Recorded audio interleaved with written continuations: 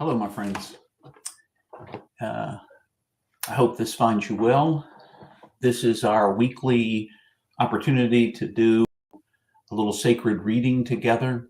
We're reading our way in short little snippets through the first letter of John. This is traditionally called Lectio Divina, which is simply Latin for sacred reading.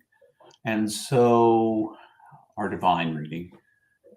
So, to say just a little bit summary about what Lectio Divina embodies is, for me, my understanding is that we can believe that the text can speak to us fresh right now, just hearing the words that Spirit may speak into our lives, something we need to hear in this moment. There's a place for Bible study where we sit down and we read some commentaries and we look at the original words and try to figure out exactly what the original text may have attempted to say in the first century, second century when it was written. However, Lectio Divina is not as fascinated by those issues. Lectio Divina believes that the practice of Lectio Divina believes that Spirit can speak in a living way to the text through a word or a phrase that rises up to us, or perhaps an image that rises in our minds as we hear the text read. So I'm going to read the text aloud. I'll pause briefly, during which time, if you want to stop the video and let the text speak to you personally, right where you are, I encourage you to do that. However, after that brief pause, I will also add what image or word or phrase rose to me, and perhaps a little bit of why I think it might be important in my life. And oftentimes I kind of stretch it to other lives as well when I do that. So today we're looking at 1 John chapter 2, verses 15 through 17. This is a word from the Lord. Catch your breath. Listen for what this may say to you. Do not love the ways of this world, nor the things you can get from the world. When you love the world, it shows that the love of our Father, the Great Spirit, is not alive in you. For all the things found in the world, desiring to walk in broken ways, longing to have everything you see, thinking you are better and more deserving than others, these things are not from our Father, the Great Spirit, but from the world. This world is coming to an end along with all its broken desires. But the ones who walk in the ways of God will remain to the time beyond the end of all days.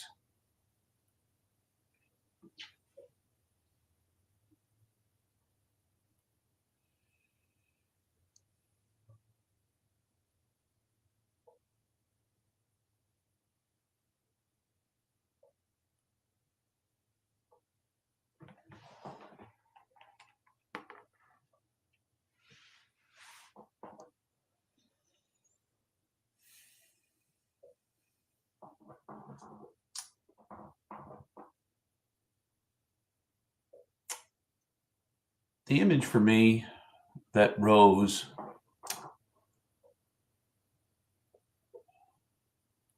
well, there were a number of images and words that rose for me, but particularly this world, or the world, as this world, as the text speaks about it.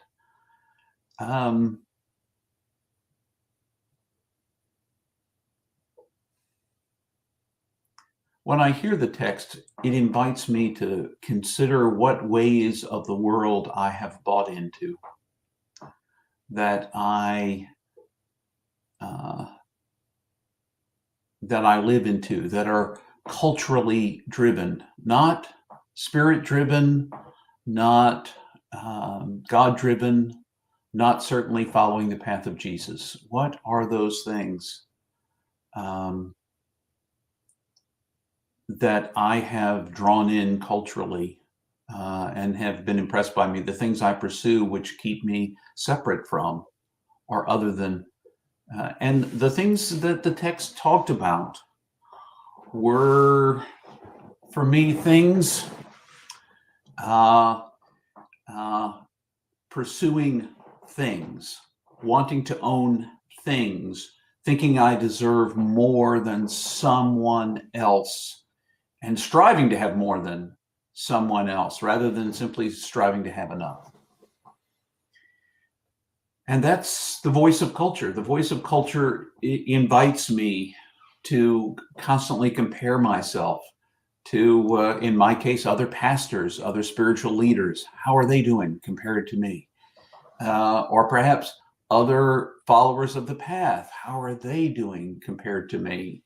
And in the end, the idea of comparison, and maybe that's this idea of the way of the world is a way of comparing myself rather than simply living as myself in this, whether it goes with or against the culture. Because to pursue the way of culture, that dog eat dog, winner, loser prospect is not the path of Christ. Certainly not for me.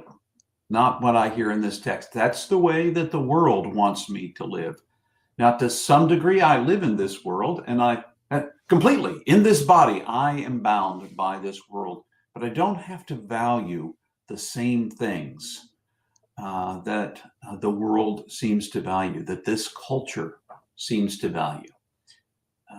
I can instead seek a different way, the way that this text speaks about as the way of the Great Spirit of God, the way that rejects the competitive need to move ahead of someone else. That instead I can follow a different path. And if I'm remembering back to what this path that's been delineated in this text, it's the path of love. And not just love for myself and love for my family, and therefore rushing and racing to be ahead of everyone else so that I can provide more for them than anybody else gets. But rather the love of all. Perhaps even the love of the material in this world, the trees and the grass and the earth itself, the birds that sing beautiful songs to me on a daily basis. Perhaps valuing the world in that way, not to grasp it or to own it, to lord it over anyone else, but simply to receive it as gift, as a part of my life.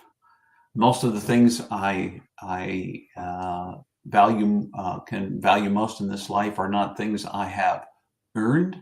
They're simply things that have been gifted me. This body, this mind, these eyes, this way of seeing, this world in which I live, are all gifts.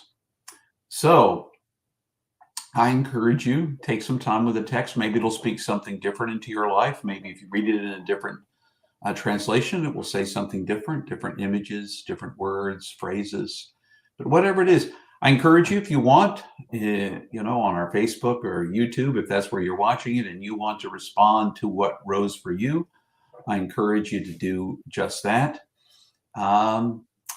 And continue to practice. This is a way letting Spirit speak anew and afresh into our lives. Until the next time we see one another, or that you see me, because I may or may not see you physically. I wish you all the best. Remember, you're infinitely precious and unconditionally loved for the gift you already are.